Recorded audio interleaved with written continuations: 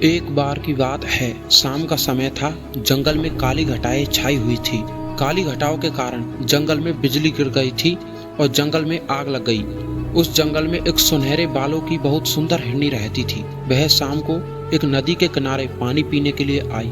उस समय उसने नदी के अंदर अपनी चिंता भरी परछाई देखी। उसके चेहरे पर चिंताएं साफ साफ दिख रही थी, क्योंकि जंगल की आग में उसका घर जल चुका था और उसे अपने बच्चे को जन्म देना था। वह हिरनी 3 महीने से प्रेग्नेंट थी और उसे प्रसूति का दर्द भी होने लगा था।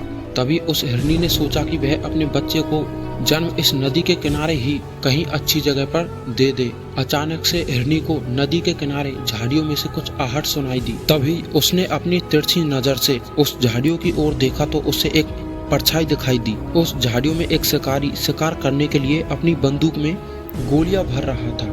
वह उस हिरनी का शिकार करने की सोच रहा था। हिरनी पहले से ही बहुत घबराई हुई थी और उस शिकारी को देखकर और घबरा गई।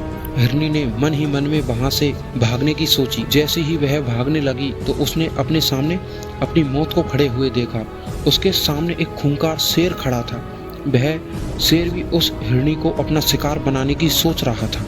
हिरनी ने चारों तरफ देखा। उसने एक शिकारी, दूसरी तरफ शेर और तीसरी तरफ जंगल की आग और चौथी तरफ नदी, यानी कि हिरनी चारों तरफ से घिर चुकी थी। उसने मन ही मन सोचा, इस नदी को पार करना उसके बस की बात नहीं है। पीछे जंगल की आग है और एक तरफ शिकारी और दूसरी तरफ शेर उसको अपना भोजन बनाएगा। हिरनी ने बहुत सोचा अपनी जान बचाने के लिए, लेकिन कोई रास्ता नहीं मिला। फिर हिरनी ने मन ही मन सोचा कि मरना ही है तो डरना किस बात से। मौत चारों तरफ है, अब तो शान से मरेंगे।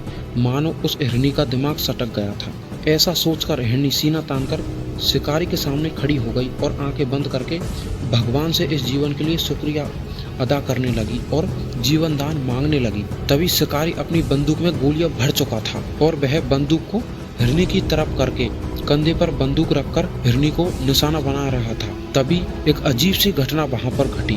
जंगल की आग से एक चिंगारी उछली और वह चिंगारी शिकारी की आंख पर जा लगी। वह शिकारी अंधा हो गया। शिकारी का निशाना हिरनी की ओर से चूक गया और शेर की ओर घूम गया। शेर वहीं पर घायल हो गया और वहीं गिर गया। बिजली की गर्जना के साथ वहां पर बूंदों के रूप में बारिश होनी शुरू हो गई।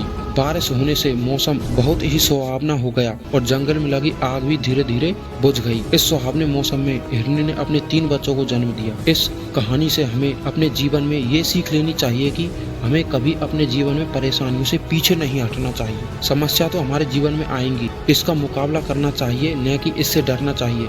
खुलकर समस्याओं का सामना करें और भगवान पर भरोसा करें। भगवान सबका भला ही करता है। दोस्तों, अगर इस वीडियो से कुछ सीखने को मिला हो तो चैनल को सब्सक्राइब करके ही जाएं।